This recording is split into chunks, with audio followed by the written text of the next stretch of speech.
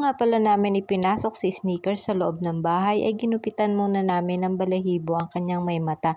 Medyo mahaba na kasi. At nang maipasok ko nga dito sa loob ay inilagay ko nga ito sa cage na nakahanda na. Hindi ko nga pala ito niligpit kasi nga darating itong si Sneakers. At tingnan nyo naman ang reaksyon ng mga ito. Pinalibutan na nga si Sneakers at tingnan si KitKat nandiyan pa sa gilid. Amoy na lang amoy. Ang tagal nga palang inikutan ng mga ito si Sneakers at natatakot na nga sa kanila. Tinatahulan pa nga siya ni Hershey at tila ba sinasabing siya ang alpha dog dito sa loob. Nilapit ko rin nga pala si Sneakers dito sa kanyang daddy Almond at tingnan nyo naman ang reaksyon ni Almond. Inamoy-amoy nga lang pala niya ito at tingnan nyo naman itong mga bebeng ito. Sumunod pa nga at ayan, iisa nga po pala ang reaksyon nila. Aamuyin nila pagkatapos maamoy ay isa-isa nga po silang nag-alisan. Inilapit ko nga po pala kay Milka at bigla na lamang nga itong tumakbo. Ito naman si Reeses ay amoy laang ng amoy. Inilalapit ko nga po pala kay Milka pero panay ang layo niya. Ay naku, masanay na nga kayo at dito na si Sneakers titira.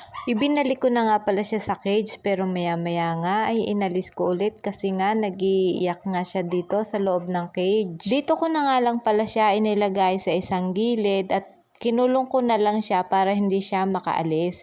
Bawal pa kasi siya magpauli-uli dito sa loob ng bahay. Baka kasi siya awayin ng mga adult baby dog ko. Lalo na ang aming alpha dog na si Mommy Hershey. Sasanayin ko na lang muna sila na lagi nilang nakikita dito si Sneakers. Para maintindihan nila na talagang si Sneakers ay taga rito na. Eto nga si Sneakers pagkatapos kumain ay naglalaro na. Pansamantala dito na lang muna siya sa areang ito at dito na muna siya maglalaro at magpapagala-gala.